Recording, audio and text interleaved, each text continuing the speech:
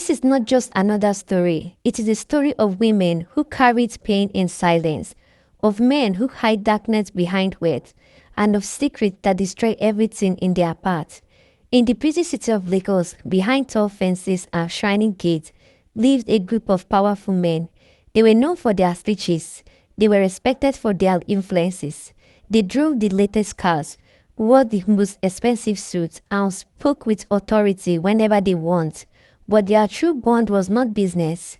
Their true bond was something darker. Every Friday night, when the city was asleep, they gathered together in secret. No one knew what they did. No one dared to ask. Their wife only knew one thing. Their husband never come home on Friday's night. They returned on Saturday's morning with tired faces, red eyes, and the smell of something strange on their clothes. But the women never asked questions, because in Lagos, some questions were too dangerous to ask. Now, these men had everything. Everything except children. Their wives were beautiful. Their wives were young. Their wives were desperate to carry babies in their wombs.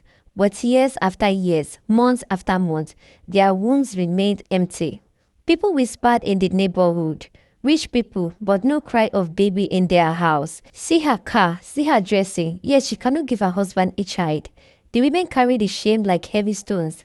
At weddings, they sat quietly, watching younger brides show off babies on their laps. At family gatherings, relatives mocked them silently with their eyes. Some even mocked them openly. Ah, madam, your makeup is fine though. But when will we hear the cry of baby in this house? The women smiled in public, but they wept in private. At night, their pillows were soaked with tears. They prayed, they fasted, they went from one hospital to another. Doctor said, "You are fine, nothing is wrong with you." But still, no pregnancy. The husband acted like they did not care. They gave them cars, they gave them diamonds. They gave them money to travel to Dubai. But what is wealth without children? What is beauty without legacy? Among those women were 4 closet friends. Chidima, the banker's wife, Nkechi, the hotel owner's wife, Amara, the politician's wife, and Ifeoma, the businessman's wife. They were young, they were elegant, and they were empty. One Sunday afternoon, after church, they gathered at Amara's mansion. The house was filled with laughter from guests, but their hearts were heavy. When the guests left, the 4 women sat together in silence. Chidima broke the silence first. "My sisters, how long will we continue like this?" Nkechi sighed deeply. "Sometimes I wonder if God has forgotten us." If Emma looks around, her voice shaking. "Every time I try to talk to my husband about adoption, he shouted at me. He said he does not want another man's blood in his house." Amara, the politician's wife, smiled bitterly. "My own husband said children will come in God's time. But how long is God's time?" They all sat quietly. Each of them was thinking the same thing, but none dared to say it. There was something strange about their husbands. The Friday night disappearances, the red eyes, the way they avoided the topic of children with anger. The women could not understand it, but they felt it in their bones. Something was not right. And that night, as the city lights of Lagos flickered in the distance, a new seed of rebellion began to grow in their hearts. They did not know it yet, but soon, their life will change forever. The city of Lagos never sleeps. Car honks in distance. Billboards shine with bright lights. Music blasts from clubs at night. But inside the homes of these rich men, silence ruled. Their wives lived like queens outside, but like prisoners on the inside. Every Friday night, the men left. No explanations, no excuses. No wife were allowed to ask questions. On Friday, as Ifeoma watched her husband dressed in all black, she asked softly, "Darling, where are you going this night again?" He froze. Slowly, he turned and looked at her. His eyes were cold, his voice sharp. "Don't ever ask me that question again." She shivered and kept quiet. The next day, when she met her friends, she told them what happened. Amara shook her head. "Last week, I tried to follow my husband's car. I wanted to see where he goes every Friday, but before I reached the gate, 2 of his boys stopped me and warned me never to try it again." Chidima sighed. "My own husband, he comes back with something on his clothes. Not perfume, not alcohol, but a strange smell like burnt herb mixed with blood." The women looked at one another, their hearts beating fast. There was something their husbands were hiding. But what? That evening, they gathered again, this time at Nkechi's house. The lights were dim, the curtains were drawn, the air was tense. They sat around the dining table like women at war. Chidinma spoke first. My sisters, we cannot keep waiting for this man. If we continue like this, we will grow old without children. Amara shook her head. But what can we do? You know our husbands. If we try to bring up the matter, they will silence us. Nkechi leaned forward, her voice a whisper. Then we must do it without their knowledge. The other gasped. What do you mean? Ifeoma asked. Nkechi's eyes burned with determination. I mean, we will take matters into our own hands. We will trick them. We will make sure that one of us conceives, and when it happens, they cannot stop it. The women exchanged fearful glances. The idea was dangerous. It was bold. It was risky. But it was the only hope they had. Chidinma finally nodded. I agreed. If we don't do this, we will remain empty forever. One by one, we all agreed. That night, they made a vow to fight for their wombs, a vow to outsmart their husbands. They did not know how, but they would find a way. The next week were filled with secret meetings. They spoke in whispers, they hid their plans in laughter. They pretended to be normal wives, but inside their heart, fire was burning. Chidinma visited a trusted doctor in Ikoyi, a doctor who had helped her before. Doctor, I want to know my best days, my fatal days, but please, no one must know. The doctor looked at her with suspicions, but he agreed. Amara started hiding small herb her grandmother once gave her, herb said to increase fertility.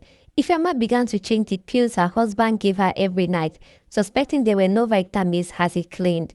Nkechi studied her husband's drinking habits, planning the perfect night to drug his drink, just enough to make him sleep deep.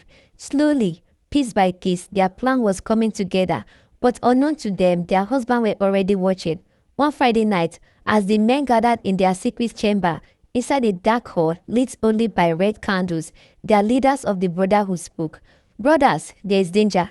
The women have started asking questions. They are planning against us. We must act before it's too late. The men bowed their head, their faces hard, because for them, pregnancy was not just forbidden, it was death, and they were ready to do anything to protect themselves. The city was awake with noise and traffic, but inside these women's heart, a storm was brewing. For weeks they had plans. For weeks they had whispered. For weeks they had hidden their moves like thieves in the night. Then it happened. One evening in the middle of the month, Nkechi felt different. Her body was weak, her appetite changed, her morning was filled with nausea. At first she ignored it, but when her period did not come, her heart raced. She went to the pharmacist, bought a test kit, and locked herself in her bathroom. Her hands shook as she waited. The two red lines appeared.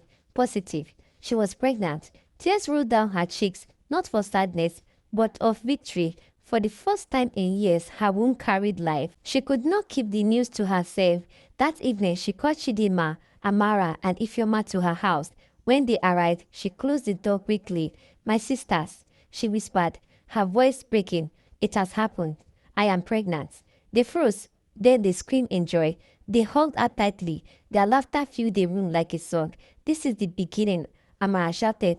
Yes, Ifeoma said with tears in her eyes, our womb will not remain empty forever.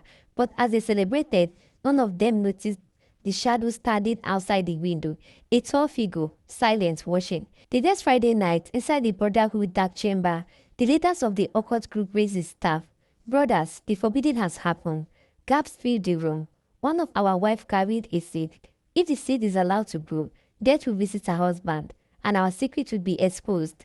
The men bowed their heads in fear. The leader's voice thundered, this cannot be allowed. The child must not live. Back in the city, Nkechi's husband, Chief Obinna, noticed her glowing face. You look different, he said, squinting his eyes. What are you hiding from me? Nkechi forced a smile. Nothing, my love. I am only happy. But his eyes lingered on her stomach. That night, as she slept, he sat awake staring at her, his mind troubled. By the next morning, he had called 2 other members of the brotherhood. My wife is pregnant, he confessed. The man's face turned pale. You must end it quickly, one of them said. If you don't, the curse will fall on you. The other warned, but Chief Obinna hesitated. He looked at his wife, remembering how long she had suffered, how long she had cried at night. For the first time, his heart softened. He could not bring himself to harm her, but the brotherhood would not wait. That week, strange things began to happen. At night, Nkechi woke up screaming from her nightmares. She dreamt of shadows standing over her bed. She heard whispered calling her name. She felt hand pressing her stomach, cold and invisible. Chidinma came to visit her one afternoon and found blood at the entrance of her gate. Fresh blood, poured like a warning. The women began to fear. Amara spoke with trembling lips. They know. The men knows. They will try to stop you. But Nkechi held her stomach and shook her head. They will not take my child. This baby is my life. I will fight for it. Her words were bold, but deep inside, the battle had only just begun.